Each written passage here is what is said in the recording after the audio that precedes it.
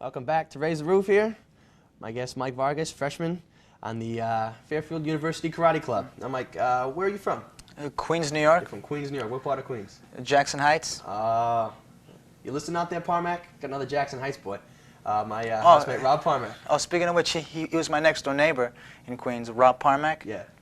Wow, small world, huh? Yeah, very small. Not like New York City's a big city, but obviously, so you must know Nicky.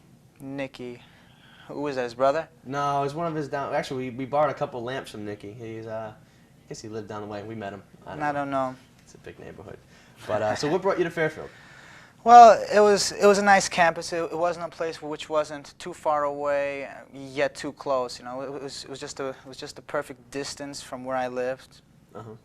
Yeah, you can basically just hop right on the train line, Metro North. Exactly. And get here. All right. So do you have a major here? Yeah, finance for now. Finance for now. You don't have any idea whether or not you're gonna change that? You know. I don't know. I'm just a freshman. I don't know if I'm gonna be like a poetry major or whatever in the next 4 years. Yeah, I wish I was in your shoes. I'm graduating May 18th. I'm out of here. No more ham channel. Oh, that's too bad. Yeah, no, it's killing me.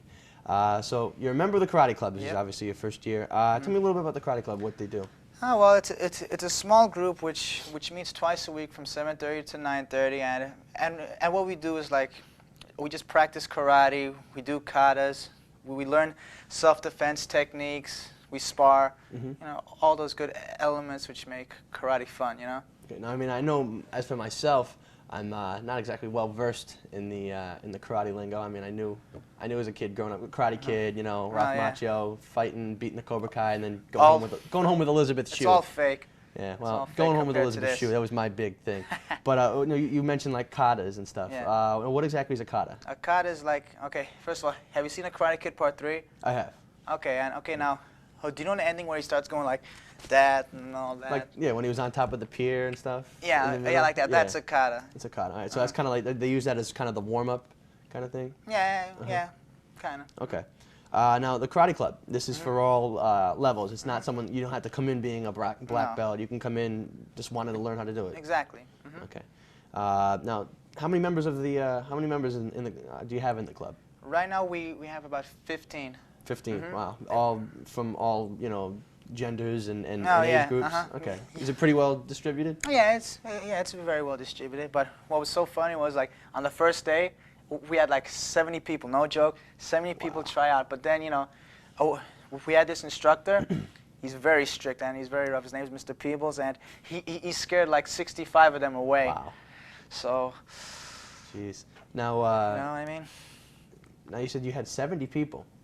At the beginning, I'm saying that was for the first. Wow. For the first class, but then he scared them all away. Now, was there actually a trial, or if all 70 people wanted to stay with it? Yes. They could have stayed. Wow. Yeah, because I'm a member. I'm the president of the track club here, and we have a much smaller base, and I'm somewhat familiar with the club sports process. But 70 people, that's a lot of people. Yeah. Now I understand. You know, Dan Lorig is your president. He's a senior. Lives a couple houses down from me. Now, what kind of funding do you guys get? Is it it's from the university? Yeah. And that's for, is it for uniforms or meets? No, or it's let me think. I think it's just for meets and for all the sparring equipment. And I think that's it. Okay. Now you guys have to do a little financial funding of your own. Yeah, it's just to buy the the gis or the white robes and extra shin pads, arm bars, whatever, all that. Okay. So who are some of the other members of the club? You'd like to give them a little bit of press to say hello. All right. So members, okay, Von Potter, Meredith Kalikinos, let's see, Rich, Daryl Swizneski. Yeah, see, I mean, I forgot what his last name. I just know him by first names. Yeah, I mean, you're the big star. You're the famous guy. You've been on. You've been also a member FU Unfiltered. FU Unfiltered first semester. Ham Channel and Karate Club star. Yeah. So now you guys practice in the Recplex, down in the multi-purpose room. Yep. And you said twice a week. Yep. Now, as for yourself, what belt are you? Level? Blue. You're a blue belt. Along the lines of, like I said, I'm not really. Okay, this is how it starts out. Okay, everyone starts out as a white belt. Then the next is yellow, next is blue, which is what I am. Then first degree green, second degree green, first degree red, second degree red, apprentice black belt, and then the actual black belt. Okay. Now, is the apprentice black belt, is that what's the brown belt sometimes called? It would, or- yes, yeah, it's something close by to it, yeah. Okay. hmm Sounds good. Now, how long have you been doing karate? Is this your first year? Or? Yeah, this is my first year. Actually, this is my second semester. Okay. Wow. So, is it something you can pick up on someone who just wanted to pick it up as a club sport, never done it before? Something they could pick up on pretty quickly? That was me. That Wow. was me. Now I can defend myself. I could throw people on the floor. I can break chairs and all that. Which you know. you'll be doing none of later on in the show. Oh yes, absolutely. Now, what style of karate do you guys practice? It's called Tang Sudo. Tang Sudo? Yeah. Now, this is different than some of the other stuff you see Yeah. on movies, or Yeah. what's the prime focus of Let this me style think. of karate? I think Tang Sudo emphasizes more with the kicks and how to use your brain. Like there's a mental aspect of it along with the physical part of it. So I think that's what separates it from all of them. Now, have you done other styles? Oh no, this is my first style. But since I come from Queens, I do some street fighting. So this is kind of like a refined street fighting. You know what I mean? So you can go back, Yeah. fool around, especially with Parmac. You got to keep that kid in line. Yeah. He'd be a clown sometimes. Yeah, I have to.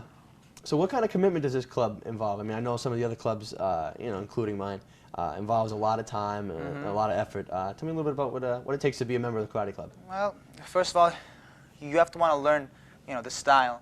And second of all, you just have to put the effort. Like you could be bad in the style and you could still be good in it because it's not something which you learn it and then you become good at it. It's something which you have to keep on practicing and practicing to get it good. It's kind of like any other sport. Okay. Now tell me a little bit about Mr. Peoples. You said he's a kind of a scary guy. Yeah. He scared everybody off. Is he there instructing you every day, or Well, is he just kind of there here and there? Well, since he's the head black belt, he's like a fifth degree. He comes by like once every 2 months because I figure he's got like 5 other dojos in Connecticut. So, but he's a very, very intimidating figure.